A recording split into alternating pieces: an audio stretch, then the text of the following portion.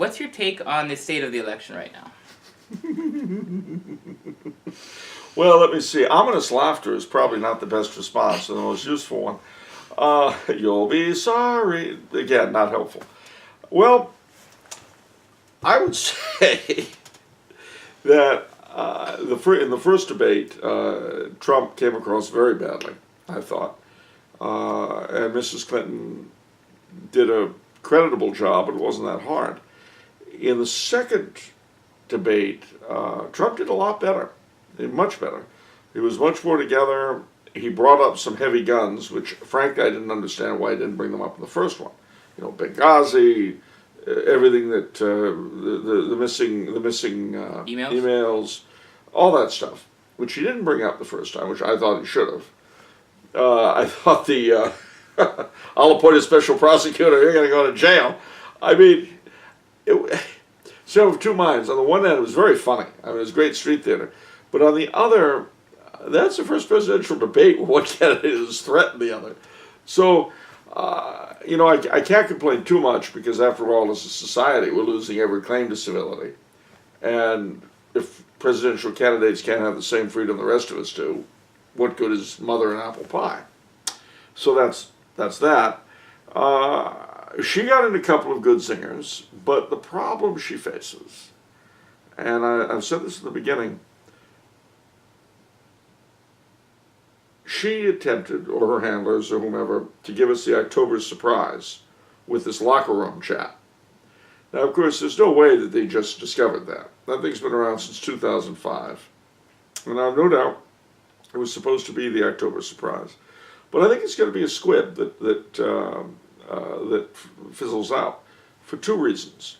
One, because, of course, Mrs. Clinton has a lot more baggage in that area, which he pointed out. When it came to actually doing things, he said, I'm all action, she's all talk. When it came to this area, he said, well, in this area, she's all action and I'm all talk. Because, of course, he made a great deal of reference to Bill Clinton's escapades and to her going alongside. Yeah. As also to her defending the rapist of a 12-year-old. And he, of course, had all the various offended ladies in the front row, which, again, it's great street theater. Yeah. See, the fact that all of this stuff is in the fore shows you where we've gone as a people, which brings you to the second part. We're a very foul-mouthed society. You look at these music videos where you've got all these very well-known singers twerking their hearts out. If it's their hearts they're twerking, I don't know what you twerk, but I presume it's the heart. At any rate, such a society is not really in a position to say, oh, that's just awful, I could spit. I mean, he's a foul-mouthed bore, absolutely. Not unlike a huge chunk of people today. That's the problem we've got. We've managed to turn our country into this sort of huge bordello. And so for someone to complain, it's terrible, but the man down in room 38, he's got a foul mouth on him. Yeah, it's a bordello. You're lucky all he's got is a foul mouth. I'm not saying also, and let me be the first to assure all and sundry, I hardly think that a Trump presidency is going to pull us out of the bordello, because it's who we've become. And fixing that is not going to happen at the voting booth. Okay, so you don't think that his foul mouth impacted anything, really, because we're used to it? We're used to it. I mean, I'm so old, I can remember how shocked we all were to find out Richard Nixon had a potty mouth. This went a long way, alongside the free speech movement, this went a long way toward legitimizing the use of foul language in public. When Nixon, it turned out that Nixon spoke that way. This was big news.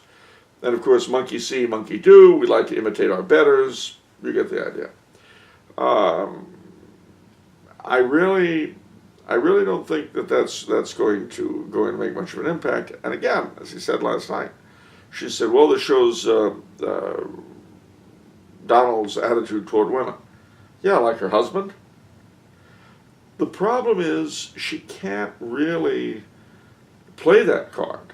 Somebody else could. Joan of Arc could do it. She can't do it. She's not Joan of Arc. She might think she's Joan of Arc. She's not. I wish she'd wear a skirt or a dress, be a little more human. I hate these pantsuits of hers, especially because they're polyester. You know how many polyesters die to make one of those suits? Well, it's terrible. That's why you won't see polyesters in the wild anymore. Okay. You don't believe me, I can tell. You won't. Go and look. You won't see them.